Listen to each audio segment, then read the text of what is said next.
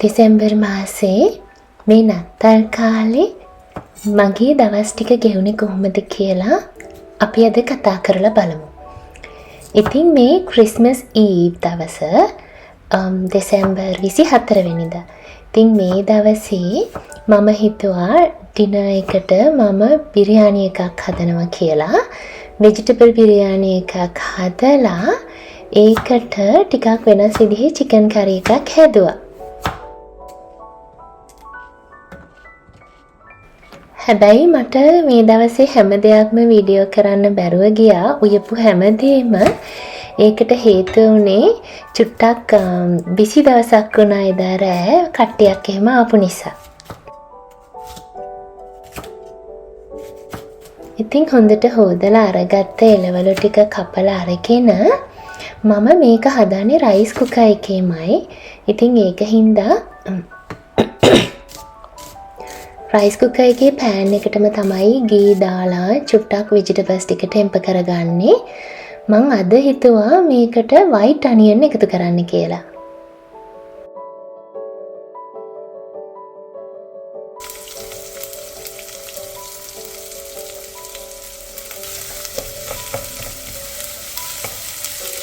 මේ ටික අපිට ටිකක් නිවාඩු දවස් ටිකක් වුණාට මං හුඟාක්ම මග බලාගෙන ඉන්න දේ තමයි 26 වෙනිදා ඉඳලා ජනවාරි 2 වෙනිදා වෙනකන් මම කරන Mindfulness workshop එක. ඉතින් මේ workshop එකේදී ඒක කරනවා වගේම පිරිසක් ගයිඩ් කරනවා වගේම මාත් ගොඩාක් රිලැක්ස් කරන දෙයක්. ඉතින් තව දවස් දෙකකින් ඒක පටන් ගන්න බව දන්න නිසා හරි සතුටෙන් හරිම පිබිදීමකින් තමයි මේ දවස් ටික මේ ගත කරන්නේ. දැන් පෑන් එක රයිස් කුකර් එකට දාලා හාල් ටිකත් එකතු කරලා මම කීරිසම්බ තමයි මේ සැරේ ගත්තේ. අපේ මිරිස් කුඩු ටිකකුත් එකට එකතු කරනවා. ඊට පස්සේ මම මේ බිරියානි පේස්ට් එකෙන් ටිකක් එකතු කරනවා මේ බත් මිශ්‍රණයට.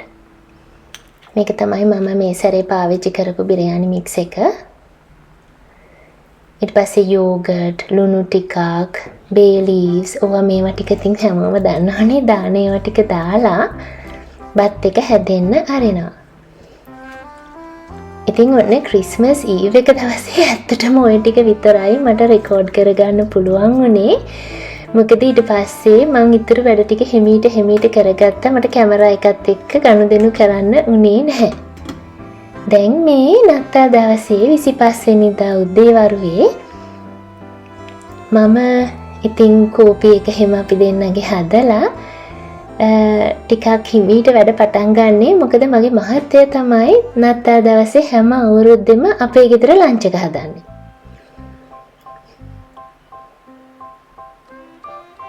ඔන්න කෝපි එකට කිරි එක ලෑස්ති.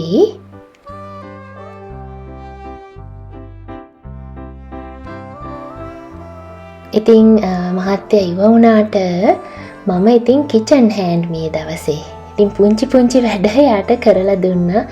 මේ අල ටික හොදලා කපලා දෙන ඒවා වගේ, සුද්ධ කරලා දෙන ඒවා වගේ දේවල් මම කරා. එයා මෑෂ් පොටේටෝ එකට මේ එක ජාති අල වර්ග වලින් තමයි එකතුවක් තමයි යොදාගන්නේ. එයා කියනවා එතකොට ඒක හරිය රසයි කියලා. ඇත්තටම එයා හදන මෑෂ් පොටේටෝ එක හරිම රසයි. බබාලා හරිම ආසයි කන්න.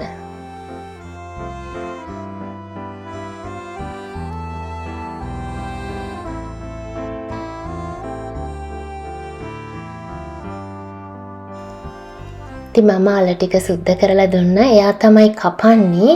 මොකද එයා තමයි දන්නේ ඒක යට ඕනේ වෙන්නේ කොහොමද කියලා. ඔන්න මේ සැරේ නත්තල් දවස අපිට වැහි දවසක්. සාමාන්‍යයෙන් මෙල්බර්න් වල අපිට මේ කාලේ සමර් එක අපේ රස්නේ කාලේ. ඉතින් ඒ වුණාට මේ දවස් ටික මේ සතියෙම වගේ අපිට ටිකක් බහිනවා. ඉතින් ක්‍රිස්මස් දවසත් වැහි දවසක් වුණා.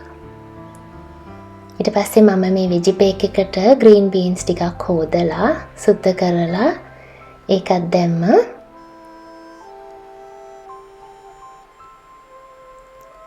එයා මේ ලන්ච් එකට අද හදන්නේ චිකන් එකක් රෝස්ට් කරනවා. ඊට පස්සේ එයා මෂ්රූම් සෝස් එකක් හදනවා ඒකට. වෙජි බේක් එකක් හදලා මෑෂ් පොටේටෝස් තමයි එයා හදන්නේ.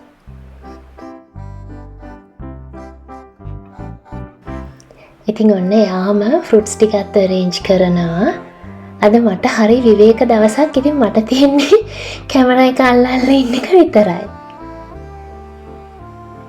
අපි ලන්ච් එකෙන් පස්සේ ටිකක් එළියට යන්න කියලා හිතාගෙන ඉන්නවා. ඉතින් ඒක නිසා බබාලත් ලෑස්ති වෙලා කට්ටියම එකතු වෙලා තමයි ලන්ච් එක ගන්නේ.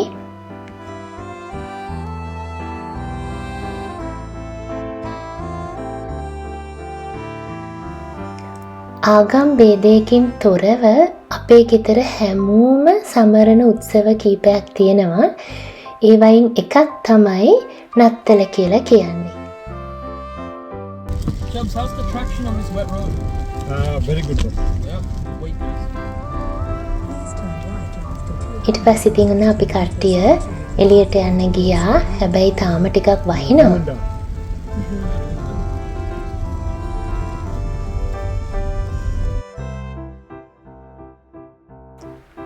වැස්සේ ගමන් බිමන් යන්න අපේ ගෙදරයි හරිම ආසයි.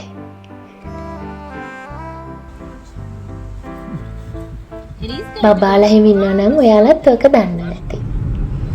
ඉතින් ඔන්න ඔය නත්තල් දවසට පස්සේ දවසේ ඉඳලා මම mindfulness workshop එක පටන් ගත්තා දවස් 8ක. ඉතින් මේ ඒකේ 3 වෙනි දවස තමයි. 3 වෙනි දවසේ අපේ ප්‍රෝග්‍රෑම් එකේ තිබුණේ නේචර් එකට ගිහිල්ලා ලස්සන පරිසරයක භාවනා කරන එක. ඉතින් මම කිව්වනේ මේ සතියෙම වහිනා කියලා. ඉතින් ඔන්න අපි මේ රේන්ජර්ස් වල තියෙන බොටැනික් ගාඩන් එකට තමයි ගියේ. ඉතින් ඒකට යනකොටත් උදේ මෙන්න මේ විදියට වැස්ස තිබුණා. හරි ග්ලූමි වෙදර් එකක් තිබ්බේ. හැබැයි ඉතින් අපි ගියාට පස්සේ ටික වැස්ස හිමීට අඩු වෙන්න පටන් ගත්තා.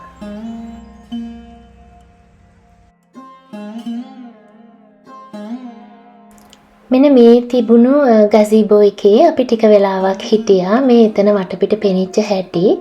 මෙතන පොන්ඩ් එකක් තියෙනවා. ඉතින් මේ වැහි වතුර වැටෙන චූටියට ඒ සද්දෙත් එක්කලා හරීම නිහඬ නිස්කලංක පරිසරයක් තිබුණේ. අපි ටිකක් වෙලා ඉතින් මෙතන වාඩි වෙලා ඉඳලා තමයි අපි භාවනා කරන්න තෝරගත්ත තැනට ගියේ.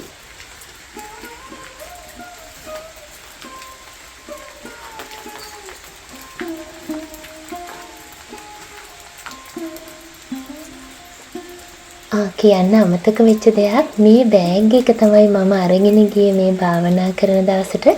මේක මගේ mindfulness school එකේ බබෙක් තමයි මට මහලා නත්තරට තෑගි දුන්නේ. එයා තනියෙන් මහලා තියෙන්නේ. ඉතින් ඒ බබාට ගොඩාක් ස්තුතියි ඒක මට එව්වට.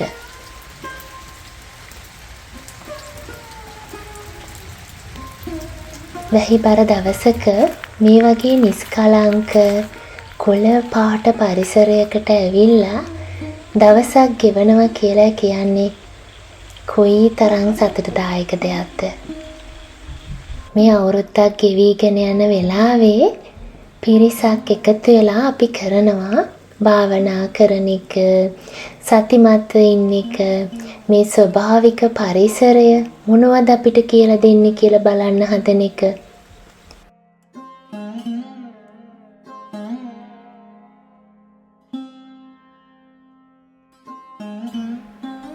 මෙතෙන්ට ඇවිල්ලා පැය භාගයක් පැයක් වගේ යනකොට අපේ හිත හොන්තටම නිවිලා ඇත්තටම අමතක වෙලා යනවා අපි කවුද කියලා. ඒ කියන්නේ බර ගොඩාක් ඔළුවේ තියෙන සැහැල්ලු වෙනවා. සාමාන්‍යයෙන් අපේ හිතවල තියෙනවනේ අපිට කරන්න තියෙන දේවල්, අපේ ගේ දොර, ඒ වගේ දේවල් ගැන සිතුවිලි. ඒ සේරම සැහැල්ලු වෙලා හරීම නිකන් ෆෙදර් එකක් වගේ තමයි හිතපත් වෙන තත්ත්වය.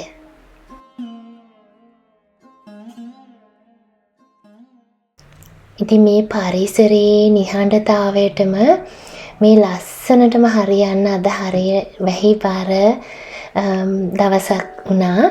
ඉතින් ඒක හරීම ලස්සනයි.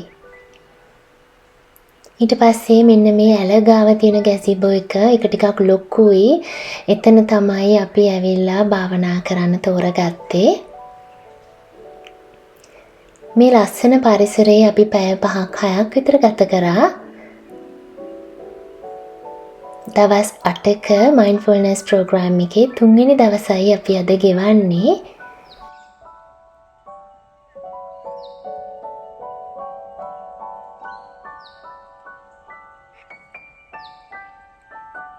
මේ ස්වභාවික පරිසරයේ ගහකොළවල මේ හුළඟේ කුරුල්ලන්ගේ විවිධාකාර වූ ලස්සන සද්ද තිබුණා.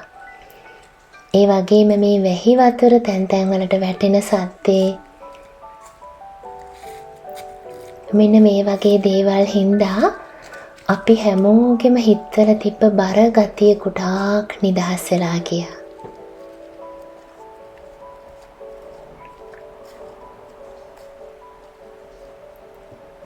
මේ ස්වභාවික පරිසරය අපිට උගන්වන පාඩම් ටික අපි නිහඬව ඒ දිහා බලාගෙන ඉන්න ගමන් ඉගෙන ගන්න උත්සාහ කරා. ඊට පස්සේ ස්වභාව දහමේ ඒ උගන්වන පණිවිඩය ඒ පාඩම් අපි අපේ ජීවිතයට කොහොමද ගලපගන්නේ කියලාත් කල්පනා කරලා බැලුවා. ගොඩාක් වෙලා ස්වභාවික පරිසරය ඒක තේරුම් ගන්න ඒ හරහා අපේ ජීවිතය තේරුම් ගන්න සතිමත් වෙලා හිටපු අපේ ජීවිතේ සැහැල්ලු වෙලා ගියා. මදර් නේචර් කියලා කියන්නේ අපිට වඩා ගොඩාක් ලොකු ඒකකයක්. අපි කියලා කියන්නේ හරීම පුංචි කූඹියෙක් වගේ මදර් නේචර් එක බැලුවහම. ඉතින් මේ ස්වභාවික පරිසරයට ආවහම අපේ තියෙන සිත්ඇවුල් දුක්ඛම් කටළු මේ හැම දෙයක්ම නිදහස් කරගන්න අපිට අවස්ථාව ලැබෙනවා.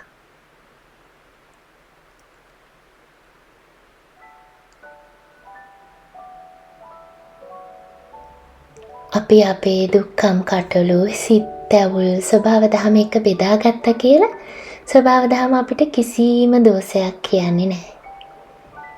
මේ ගස් අල්ලාල මේ ගස් උඩ වාඩි වෙලා ට්‍රී හගින් තෙරපි කළා අපි ටික වෙලාවක්. ඒ ගස් අල්ලගෙන ඒ ගස් පදාගෙන අපේ mindfulness training group එකේ අය ගොඩාක් වෙලා හිටියා. ඒ ඉඳලා අපි ගොඩාක් නිදහස් වුණා, සංසුන් වුණා, සැහැල්ලු වුණා. මේ පිට්ටනියේ අපි ගොඩක් වෙලා එහාට මෙහාට ඇවිත්තා. තනකොළ පිරිච්ච ගොඩාක් ඉඩ තියෙන පරිසරයක්. මේ තියෙන වීඩ් එකක් තනකොළ වගේ හැදෙන මේ දම්පාට පුංචි මල මේකට කියන්නේ self heal කියලා. මේක හරි ගුණයි ආමාශයගත රෝග ඒ වගේ ගොඩාක් දේවල් වලට. මේකේ ප්‍රොපර්ටිස් උයි මම මේක අරගෙන ගිහිල්ලා මොකද කරන්න කියලායි අපි ඊළඟ වීඩියෝ එකකින් කතා කරලා බලමු. ඉතින් මේ කැලේට වැවිලා තියෙන මේ මල් ටිකකුත් කඩාගෙන ගොඩාක් සැහැල්ලු වෙච්ච හිතකින් ඔන්න අපි අද දවසේ ගෙදර යන්න පිටත් වුණා. ආයෙ දවසක හම්බ වෙලා තව ටිකක් කතා කරමු. අදට ගිහින් එන්න.